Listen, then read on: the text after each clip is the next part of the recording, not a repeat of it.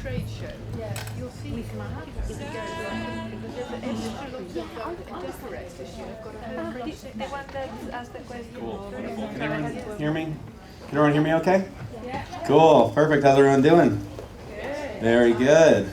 Cool. A couple of quick last minute announcements. Before I have some good news and bad news. The bad news is that I am the last thing standing between you and all the alcohol and all the drinks and the networking afterwards. The really good news is that I timed myself doing the presentation and it wasn't even a full hour. And the even better news is that there's a lot of good content in here and a lot of really hysterically terrible jokes. And that was the first one. So, bad icebreaker joke to kick it off, check.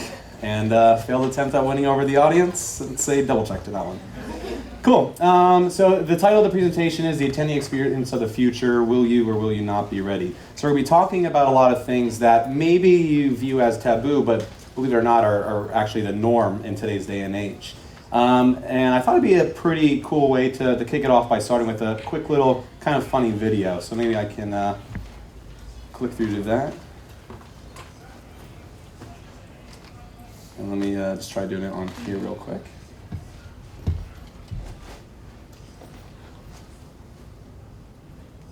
Let's give that a try.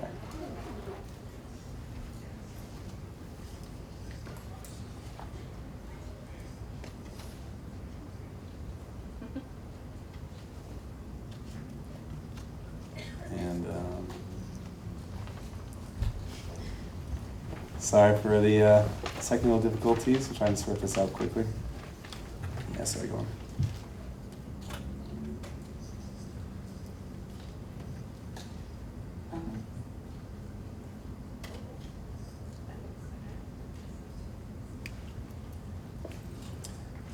One of the things that always happens, doesn't it? Test run goes perfectly, and then, of course, melting under the spotlight. Yeah, we'll give it a second. If it doesn't go, we can obviously skip over that, which means you'll begin out of here even earlier, so, hey. It's not working? Yeah. Are you going to try something back there, or should I just skip over it, you think? Skip over it, yeah.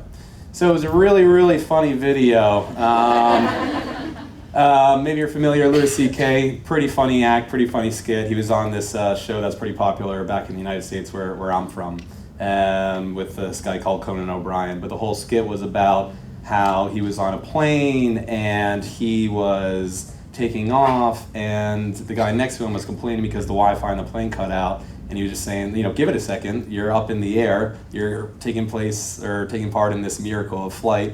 But I think, it does a nice job of queuing up our society, right? We're all very demanding and we all are part of that fast-paced, fast food-esque, instant gratification world. I thought this slide was pretty clever. What happens in a minute in today's day and age? Well, because we are all so needy and wanty and we have apps to deliver this to us, we're expecting that. That's just the way that we've been tuned to think nowadays. So think about it. At any given moment, if I want to watch a movie, instead of going to the store anymore or going to a Redbox to rent a movie, it's on Netflix and in an instant I can rent that. If I want to get a ride home, just call up the Uber. If I need to expand my own personal brand, I go on Snapchat. Maybe I'm feeling lonely, I swipe right enough times on Tinder, and then hopefully I have a date for that night. But we're all so expectant of that, right? And of course, your delegates, I don't have to tell you this, your delegates and your attendees are demanding more from you and from the content, more so now than ever before. So I want everyone to kind of keep that in the back of your mind as we go through these different things and different ideas, but also think about how are we servicing the needs of your delegates. I always like referencing back to Abraham Maslow's hierarchy of needs. Is anyone familiar with this? A lot of nods. Cool. So at the very basis of our needs and wants as human beings, we need to supply the essentials: breathing, food, water, shelter, everything that I need to get from day to day. But then on top of that, we're building upon our own safety and security. Think health and employment, job security. But then, of course, it's our friendships, it's love and a sense of belonging, and then building up our own self-esteem. And then finally, the pinnacle, being not so much a need as it is a want, but really realizing our full potential as human beings. So I think it's kind of funny to maybe take that model and apply it to your events and look at the hierarchy of needs for your delegates. So first of all, what are your delegates demanding? At a base level, they're looking for a sense of direction. How do I get to the event? Where do I show up? What time do I show up? When I'm walking around, please help me to get from A to B. Help me to get from one session to the other, from that appointment to this, to visit this exhibitor. Help me get around. But also, they want to be greeted by a friendly brand. They want to feel that sense of belonging, and of course, I'm sure all of you are trying to establish that brand as your events. And that feeds nicely into that sense of belonging, so that tribal instinct, where I want to belong to this event, to this group of people that I'm buying into and that I'm going to visit. And of course, not only that, but ideally, I love to stand up and above the rest of my peers. So what can you do, and what technology can you use to build this sense of community? But not only that, create some competition and give your delegates a platform where they can elevate themselves above the rest of their peers, and then acknowledge that in a public forum. And then the last bit is sort of the creme de la creme, if you will, that cosmic cool. And what does that mean? Really means a number of things. It means that I am a master of my craft. In the industry, I have elevated myself to be a thought leader, and everyone comes to me and they look at me as such. So I think we're seeing that more and more groups are doing this, and technology is only going to further lay the basis for that. So I thought it was pretty interesting to maybe introduce this theme if you're not familiar with it, and maybe thinking about how some of these technologies can help you deliver on all the different needs and wants of your delegates. So let's talk about the whole delegate journey, starting with how they get to the event. And what are we used to nowadays? Well, now we have more intelligent airports, right? As I'm walking through Heathrow and I go past Money Corps, maybe because I have their app, I get a push notification saying, hey, we have 0% commissions here if you go and get exchange right now. But in addition to that, as I walk up to the till and I'm going to check in for Virgin or for BA, it's already going to prompt my boarding pass to come up. So fast, quick, and easy, that's something that your delegates are used to. And obviously, we're no strangers to the idea of then landing, getting an Uber, getting in a get car, on demand, facilitating that. But what's next generation? What are we seeing starting to happen now? Has anyone ever seen a driverless car before, by chance? See some nods, okay, a couple in the back. I think they're frightening, personally. If you see someone on the other side of the road and they're on their computer, they're not driving it, that kind of scares me. In fact, my boss, he's based in Washington, D.C., and in the morning on his way into work, he'll be FaceTiming me and on his computer, and I'll hear vroom, vroom. I'm like, what the hell, Luddy? Like, why are there car noises? And it's because he has one of these driverless cars and Teslas, which are pretty cool, I think. But we're starting to see now people are introducing these to their events. I think it's a pretty cool concept. I think we have another video, which, again, we could skip over. But the idea is that we leverage driverless cars and maybe we start implementing geofencing. So let's say I fly from here, I go all the way across the pond, even across the United States, we land in San Francisco. And that's the map that I've screenshotted here. So for your delegates to maybe get from the hotel to the conference center, to the reception hall, to the bar where the after party is at, they can get there via their version of the tube. They can walk. They can take the underground, or rather the buses, what have you. But geofencing is going to recognize trends amongst all the traffic patterns, and leveraging driverless cars is going to help you deviate against those and make sure that people are going to get from A to B to C in a very fast and efficient manner. And again, it's all hired by yourselves as the event planners, which I think is a pretty interesting thing. Or maybe that's just helping them to get from the airport to the actual hotel.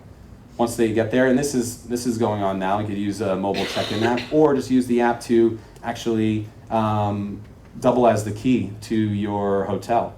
So I go to the Marriott, they're pretty big on this, they were pretty one of the first to do it. But the idea is that I, instead of going up to reception, I already have the key downloaded on my phone essentially. Walk up, check myself in.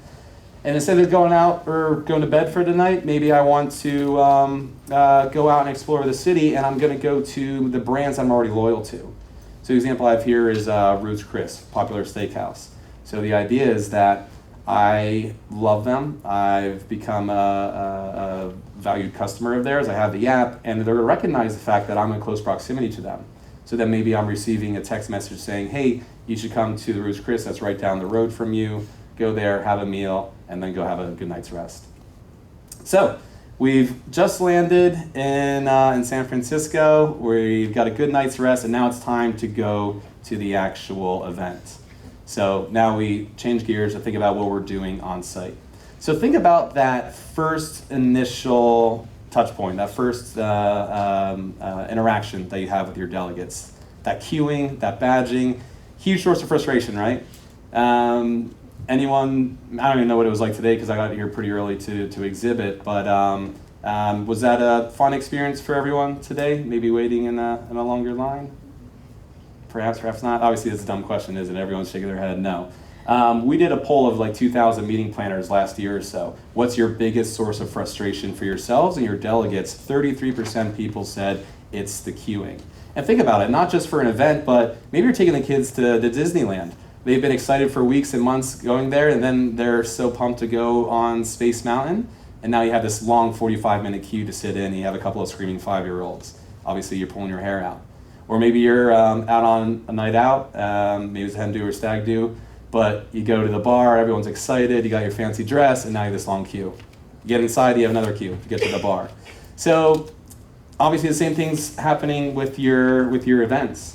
On your side, maybe you're up the night before printing off badges, stuffing them in the badge holders up till 3, 4 in the morning, and then on the other side, your delegates are running late. Maybe their plane landed late and now they have to rush across town and it's pouring, so they're soaking wet. Now they have this long queue to contend with, and they're running the risk of missing that keynote speaker that they were dying to see, and they spent a lot of money to get there.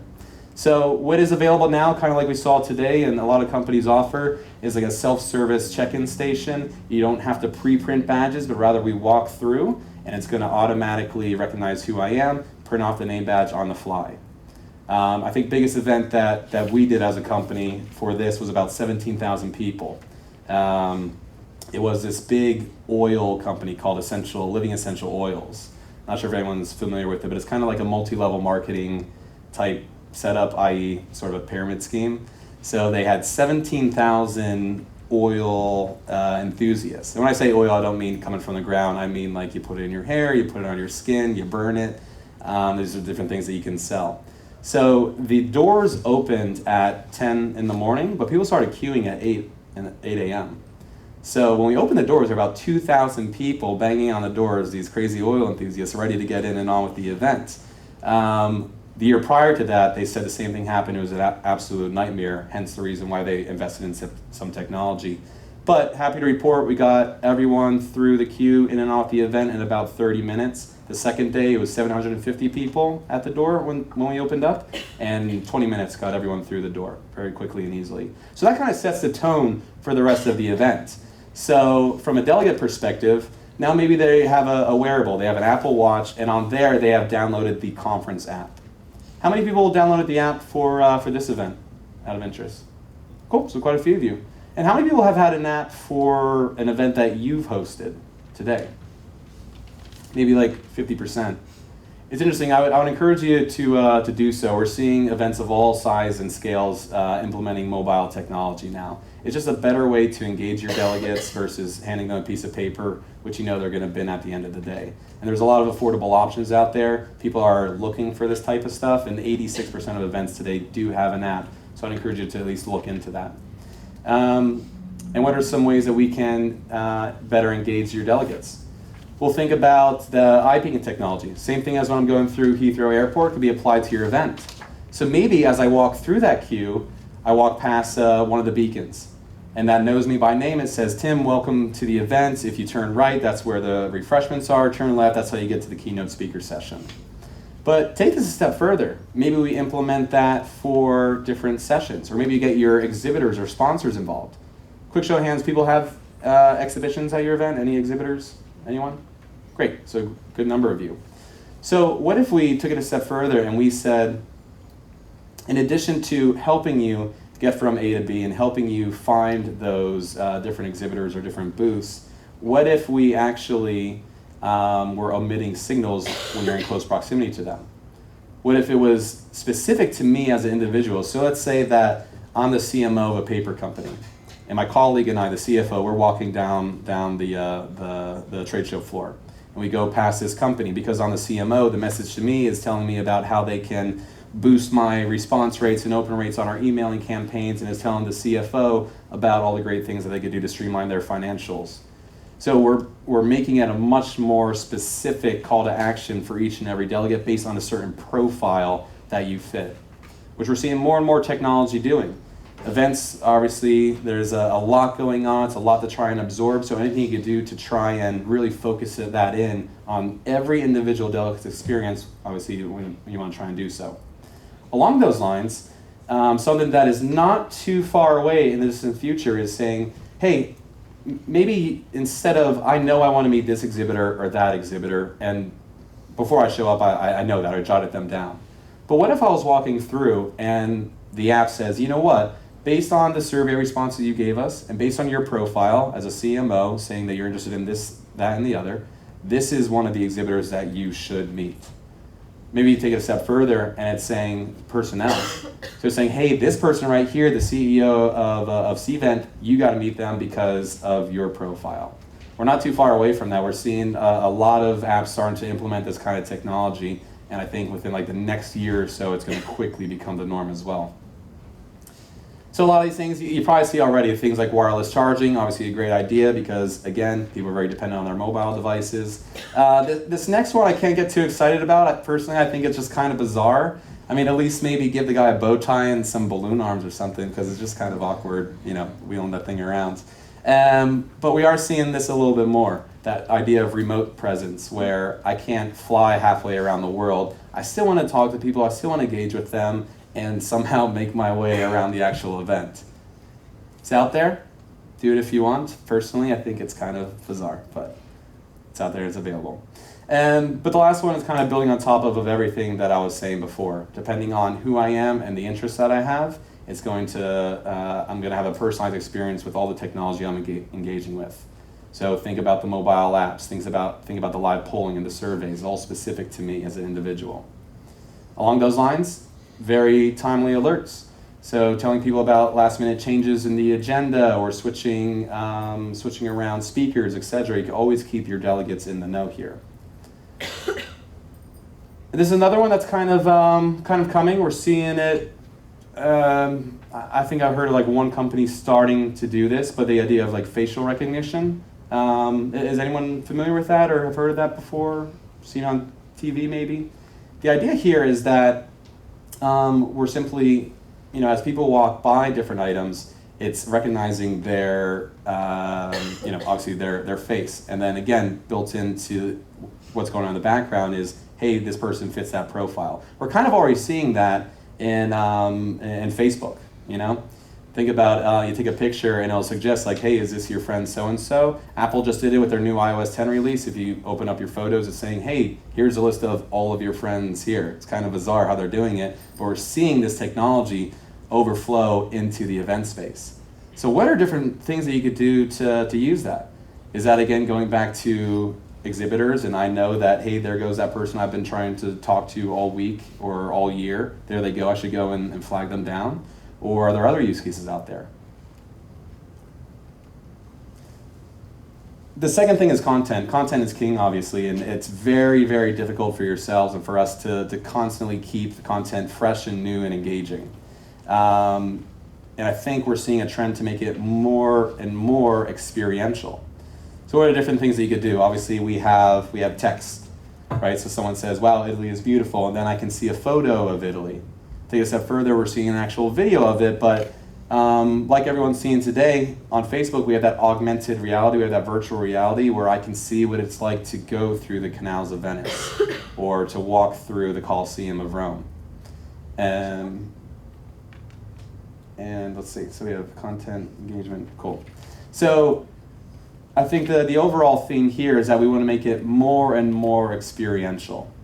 As the demographics shift to be more and more millennials attending events, you want to certainly cater to that.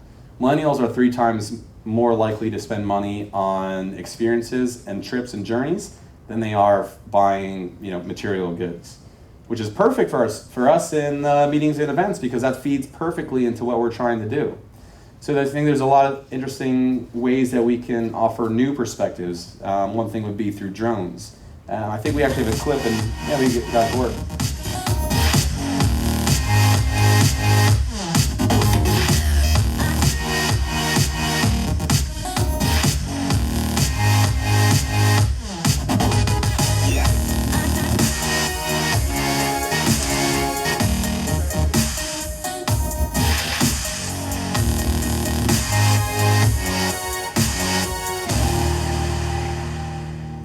So that was a quick little snapshot from an event that we host each year in Vegas. I think that was from a couple of years ago.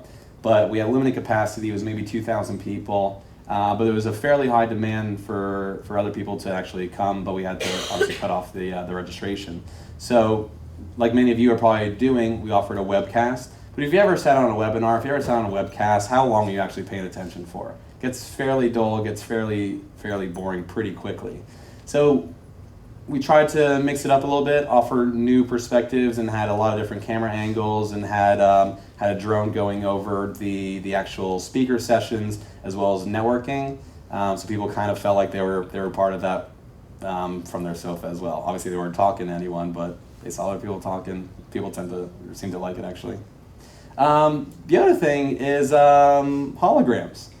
So maybe you can't necessarily land that in-demand keynote speaker because they're in Tokyo and they can't necessarily make it to your event straight away. But what if we could just kind of shoot them in here?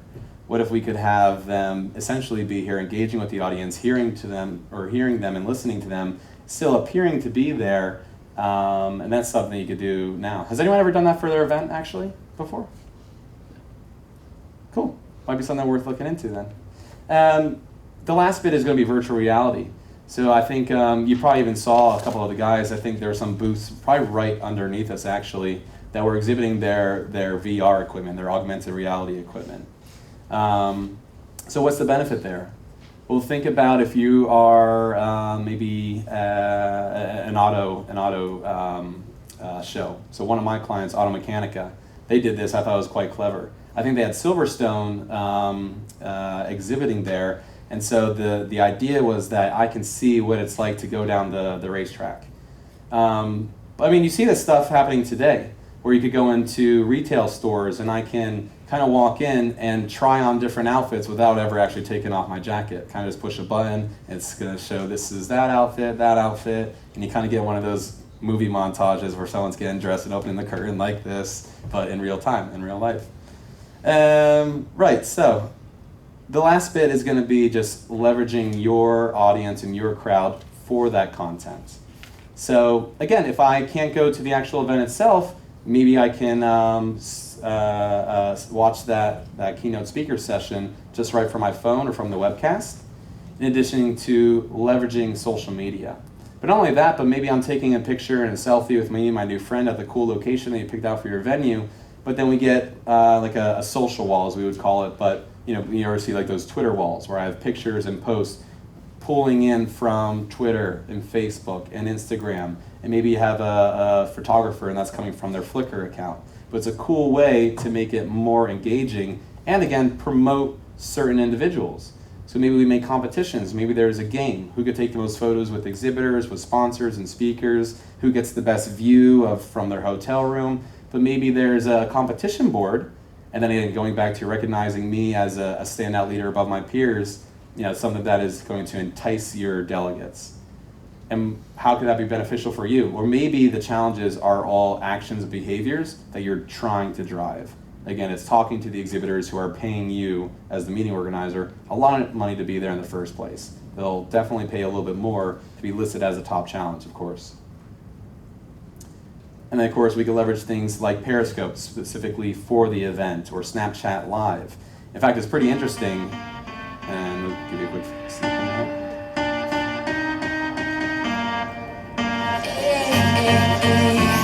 This is all I ever could need to make the most of it. Falling into everything, holding on to one another. Try to get along in this world of floating consequence. Falling into everything, holding on to one another.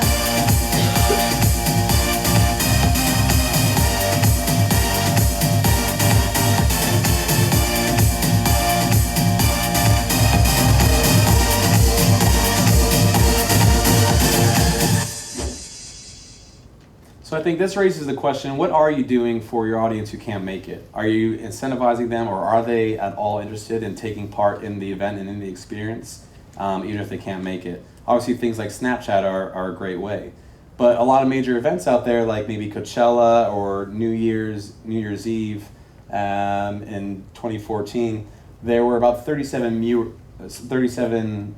million viewers in about 24 hours just taking part in that overall New Year's Eve experience around the world, which I think is pretty crazy. So again, obviously this is a great way for you to get your brand involved with a much, much wider audience. And why is that? Well, we all kind of have a fear of missing out, don't we? So I think, we've kind of covered a lot today. There's a lot of things that we touched on. So digitally checking in, driverless cars, mobile check-in apps. And again, a lot of these maybe seem kind of far-fetched, to be fair. And admittedly, maybe some of them are. But I think that you're going to see not only, maybe not now, but certainly in the coming years, they're going to quickly become the norm. So with that, I'll skip over this last video bit and kind of just give you maybe some thinking points here. So if we think about the rate that people adopt technology, that is expediting immensely. It took about 46 years for 1/4 of the population to adopt technology. Fast forward to nowadays, it took only 3 years for 1/4 of the population to adopt tablets. I'll put my hands up and be the first to admit, when iPad first came out, I was like, well, what the hell is this for? I have a computer, I have a smartphone, why do I need this? And I remember I was completely wrong, but I was like, yeah, this thing's gonna tank, no one's ever gonna buy this or use this. And then I had one of those foot and mouth moments when I was talking at an event a couple years ago, and I forgot to turn off the Skype on my computer and got a Skype call from my 80-year-old grandmother on her brand new iPad. She was just ecstatic to tell me about it. To be fair, she used it for slot machines, and I think that's about it. But, point in case, if my 80-year-old grandmother is using it, then I would say that, the vast majority of people are. So that's kind of my, challenge for everyone, is to take some of these ideas and not view them as nice to haves, but quickly realize that these are becoming the norm. And again, keeping the content fresh and exciting and engaging is difficult to do, and technology is a really great way to start brainstorming ideas on how you could keep your delegates engaged. So, like Richard Branson said, quite famously so, every success story is a tale of constant adaptation, revision, and change. And of course, I think that that's something that you're all constantly dealing with on a day-to-day basis. So there's a lot of different things that are changing out there. And again, I would just encourage you to explore it and obviously try and leverage that. Cool, thank you.